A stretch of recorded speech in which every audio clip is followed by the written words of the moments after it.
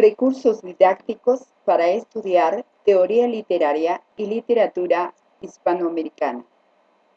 Esta materia corresponde a la carrera de licenciatura en Comunicación Social de la Universidad Nacional de Cuyo. Este es un espacio pensado para quienes buscan facilitar la tarea de estudio de esta materia. ¿Cómo utilizar este material? El audio está diseñado para gente con mucha actividad y poco tiempo para el estudio. Este proyecto está basado en la memoria auditiva. No solo se aprende estudiando, fijando conceptos, también puedes hacerlo escuchando audio. El problema de los géneros discursivos, Mijael Bastin. Planteamiento del problema y definición de los géneros discursivos. Los géneros discursivos son tipos, conjuntos de enunciados relativamente estables utilizados en las distintas esferas de la actividad humana. Cada una de las actividades humanas, sea científica, literaria, periodística, cotidiana, estudiantil, oficial, militar, etc., utiliza enunciados que reflejan las condiciones específicas y su objeto específico. Se caracterizan por su contenido temático, su estilo verbal, que hace referencia a la selección de vocabulario y frases, y su composición o estructuración.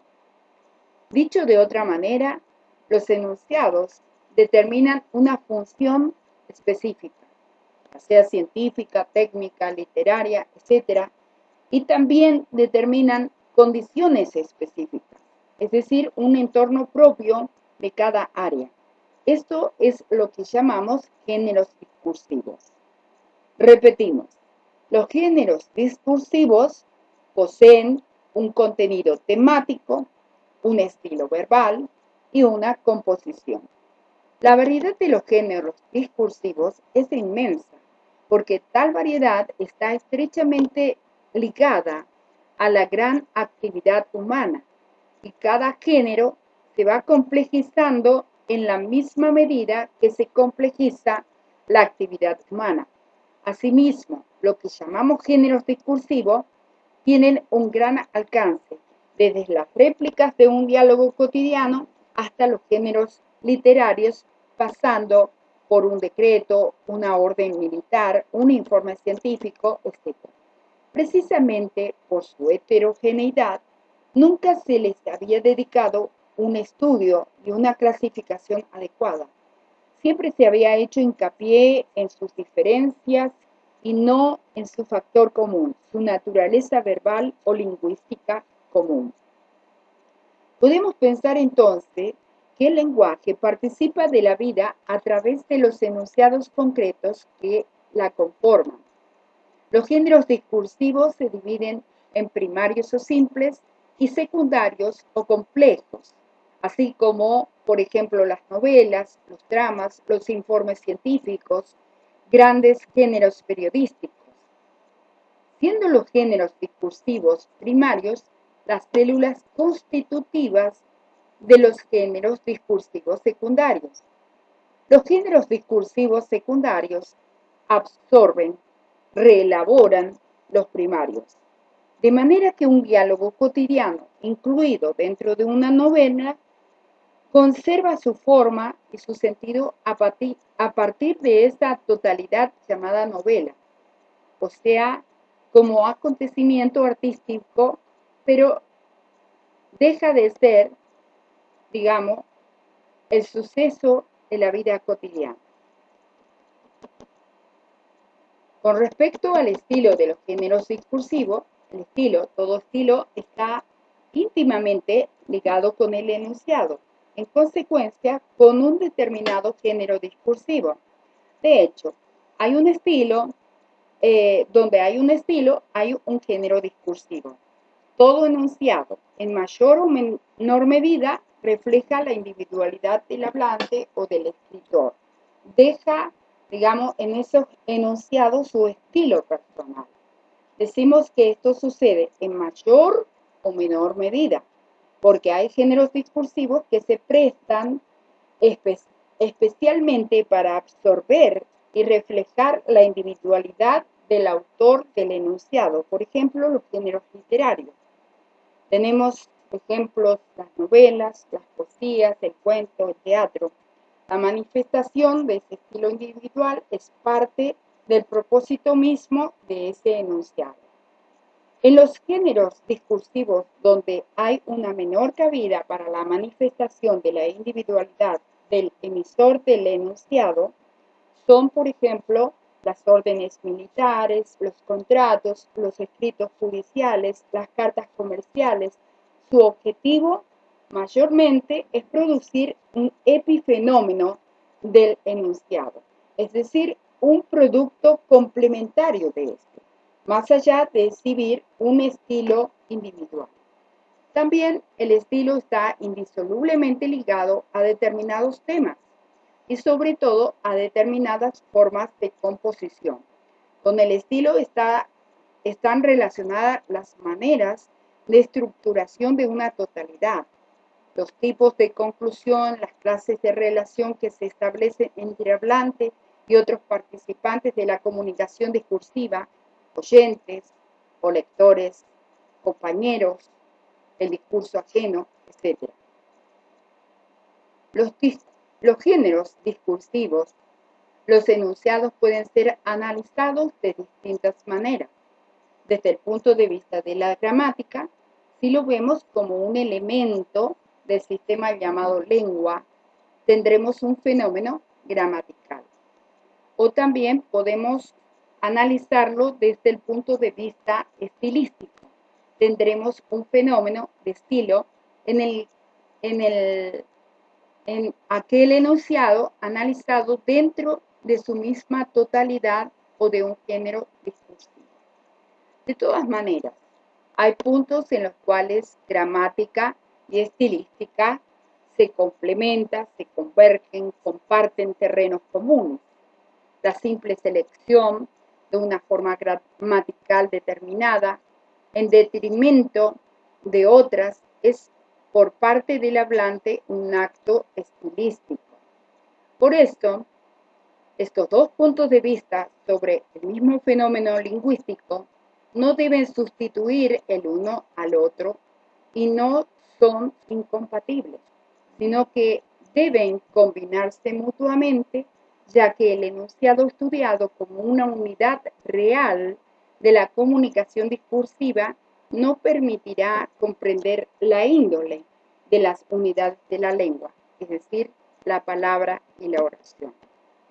No obstante lo antedicho, el estilo lingüístico puede y debe ser objeto de un estudio específico e independiente. Tal estudio es posible y es necesario, pero este estudio solo sería correcto y productivo si consideramos que el género discursivo es la base del estilo lingüístico y si estudiamos primeramente las distintas clases de géneros discursivos. Y para estudiar las distintas clases de géneros discursivos hay que tener en cuenta la clasificación de los enunciados en primarios y secundarios. Y hace falta también estructurar una clasificación de esos enunciados a partir de considerar las diferentes esferas de la praxis humana.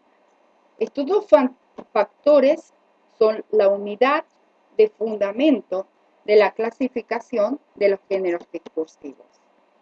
La renovación o la reestructuración de los géneros discursivos se produce cuando hay un intercambio entre los enunciados que podemos encontrar en los estratos extraliterarios y los literarios.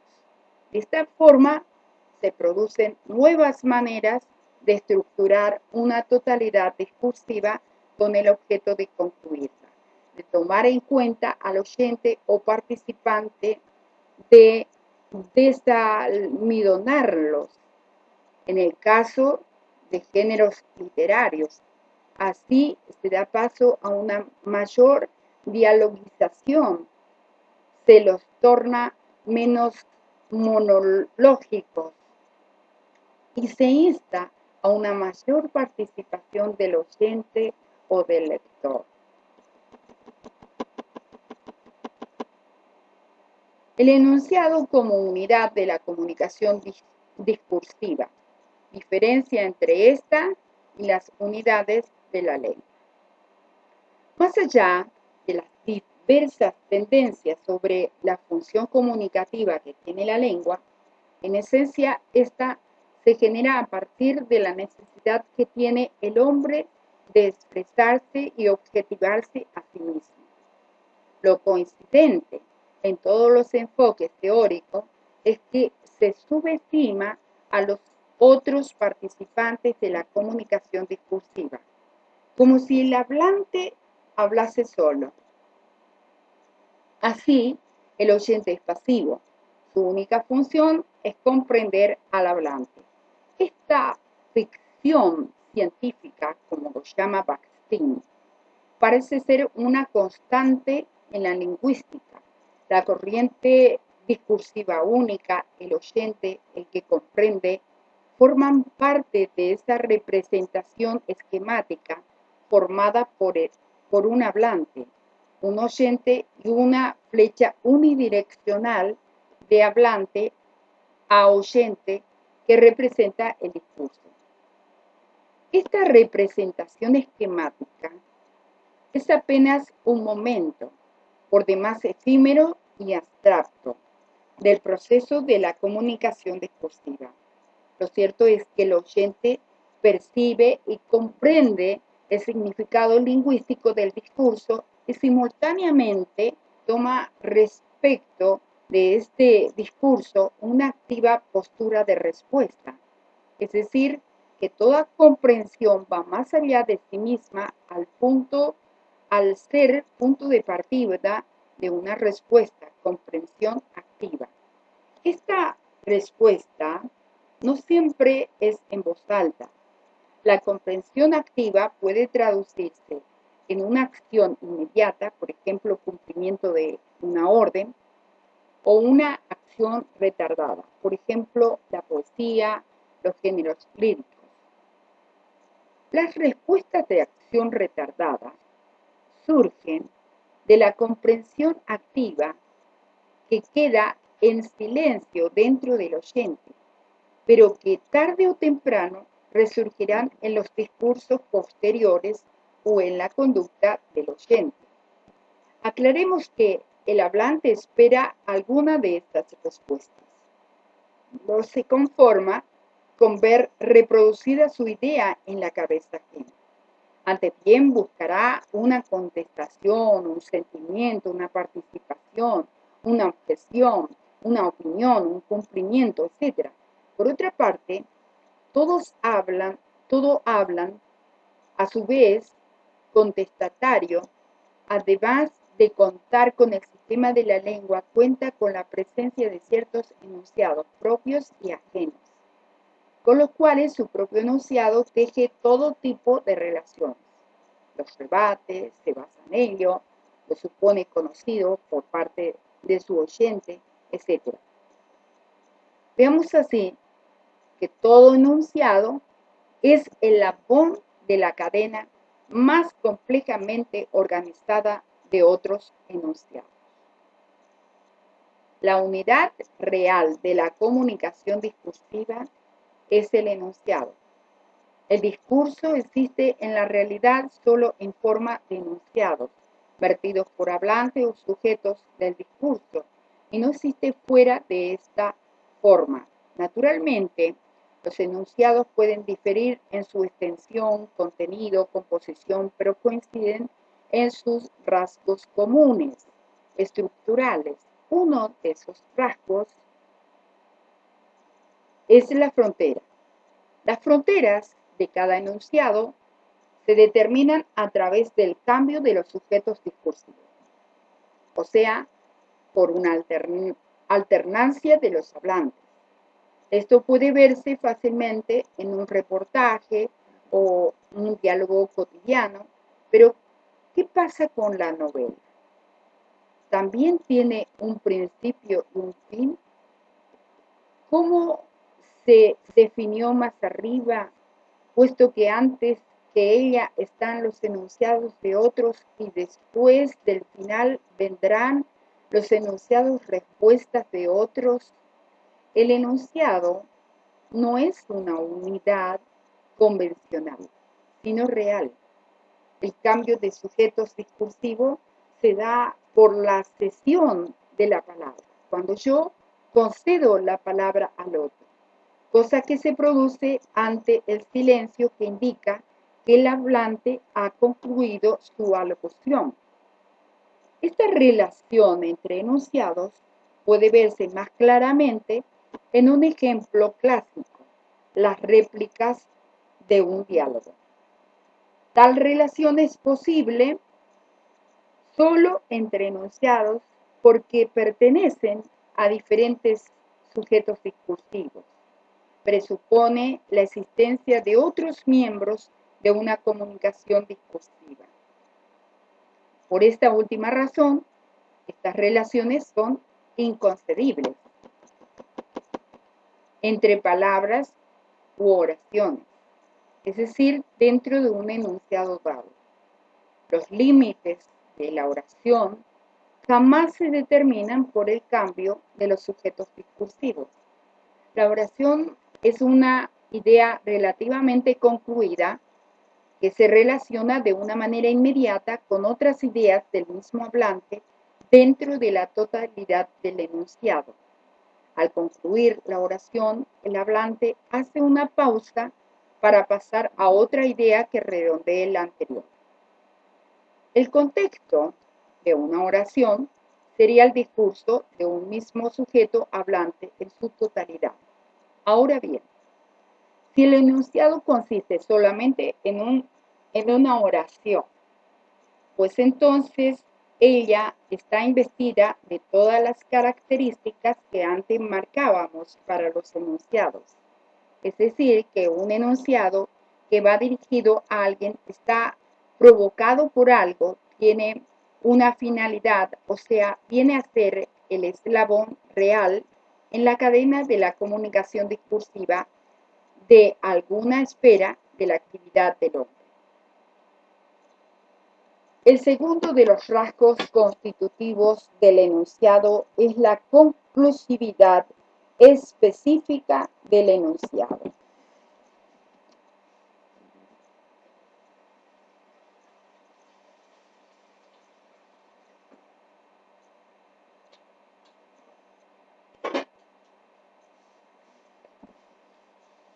Este carácter representa una cara interna del cambio de los sujetos discursivos. Tal cambio se da tan solo por el hecho de que el hablante dijo o escribió todo lo que en un momento y condiciones dadas quiso decir. Esta conclusividad es específica y se determina por criterios particulares. Primero, la posibilidad de ser contestado, es decir, la posibilidad de tomar una postura de respuesta en relación con el enunciado. Y para adoptar una postura de respuesta es necesario que el enunciado sea concluso. Las oraciones y las palabras pueden ser solo comprendidas lingüísticamente o gramaticalmente, pero no pueden alcanzar el grado de conclusión que sí tiene un enunciado. El enunciado posee entonces este carácter de ser una totalidad conclusa que asegura la posibilidad de una respuesta. Este carácter lo identificamos mediante tres momentos o factores interrelacionados en el enunciado. El agotamiento del objeto del enunciado. En aquellos géneros discursivos de carácter fuertemente estandarizado y cuyos momentos creativos están reducidos al mínimo, ruegos, órdenes militares, preguntas de orden ficticio, el agotamiento del sentido es casi completo. Por el contrario, en las esferas de creación, sobre todo las científicas, el agotamiento del sentido es muy relativo. Solo cuando el objeto, que es inagotable, se convierte en tema, recién allí podemos descubrir los límites que forman la conclusividad del enunciado. Enfoque del problema, material dado, propósitos que busca el autor. Estos límites construyen la intención del autor, con lo cual estaríamos penetrando en el segundo factor, la intencionalidad, voluntad discursiva del hablante. La intención o voluntad del autor o voluntad discursiva puede ser abarcadas o entendidas en el principio mismo del enunciado. De esta forma, los participantes directos de la comunicación pueden apreciar su volumen y sus límites. La intención se dirigirá a la elección del objeto, a sus límites, su capacidad de agotar el sentido del objeto, el grado de conclusividad del enunciado, la elección de la forma genérica, la intención, momento subjetivo del enunciado, limita el sentido del objeto. Esta unidad indisoluble está así vinculada a una situación concreta y única de la comunicación discursiva, sus participantes, sus enunciados anteriores y sus circunstancias individuales. Y en tercer lugar, las formas típicas y genéricas y estructurales de conclusión.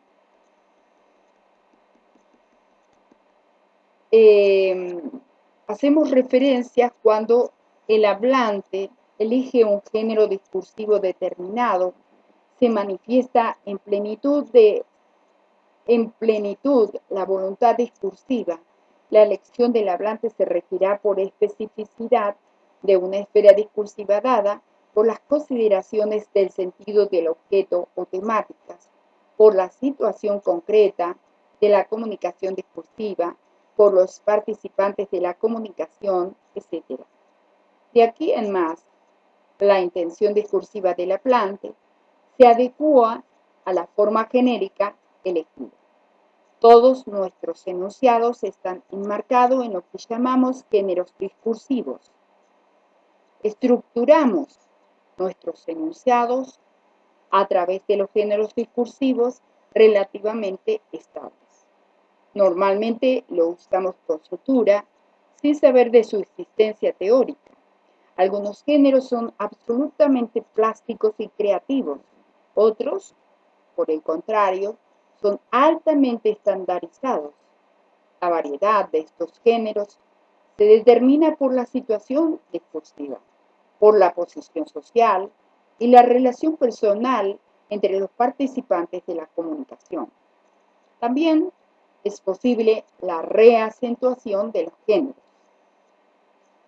Si redacto una carta a mi novio como si fuera una carta comercial, la reacentuación provocará un efecto paródico y humorístico. Lo importante es que para usar con soltura los géneros hay que dominarlos bien. El tercer rasgo constitutivo del enunciado es la actitud del enunciado hacia su autor y hacia otros participantes de la comunicación discursiva. Debe existir en primer lugar una actitud de compromiso por parte del autor dentro de cierta esfera de sentido y de objetos para fijar los detalles específicos de composición y estilo.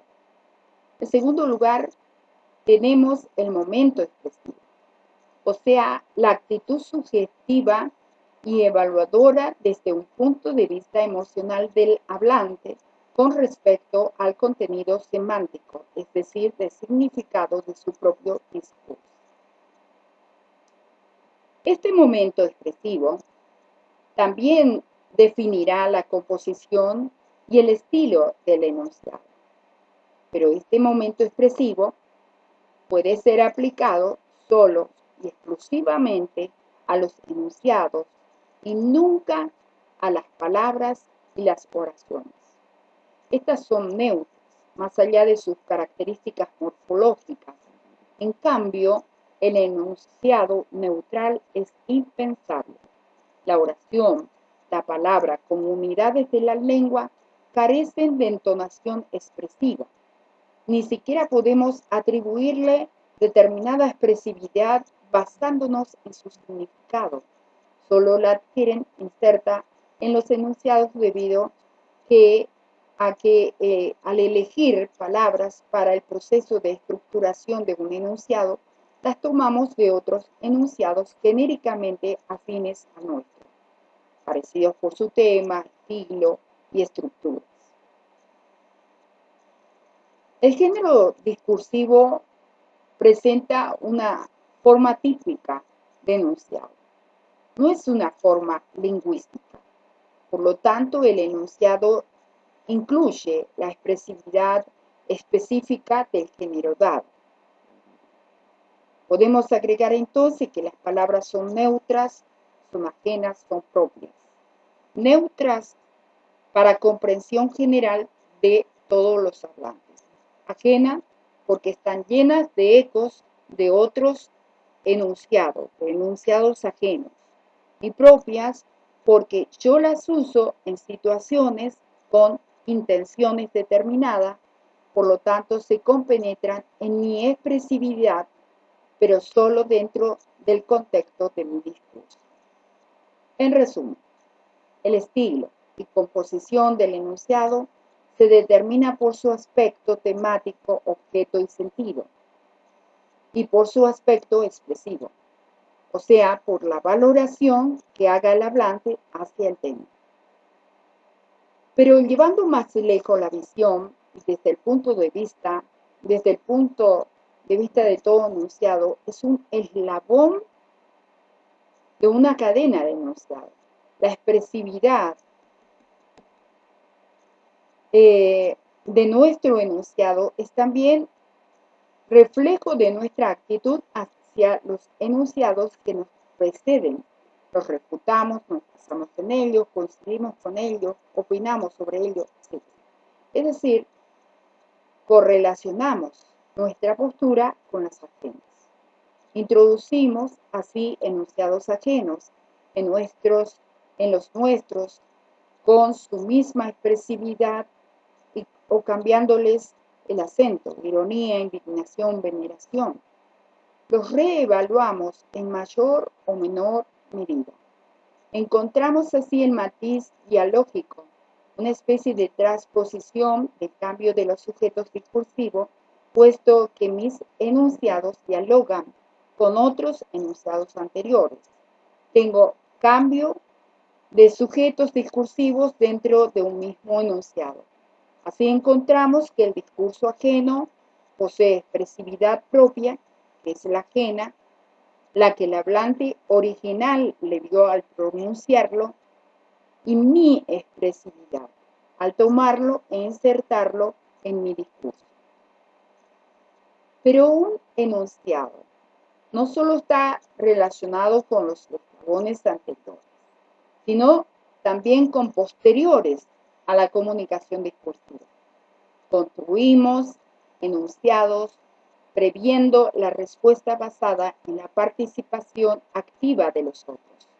El enunciado también se caracteriza por estar destinado y orientado a algo. Aquí aparece el fondo aperceptivo de mi destinatario en función de mi discurso, sus conocimientos acerca de mi discurso, sus opiniones, sus convicciones, simpatías y antipatías. Tomando como base el fondo aperceptivo de mi interlocutor, el hablante seleccionará los recursos estilísticos, o sea, el estilo adecuado.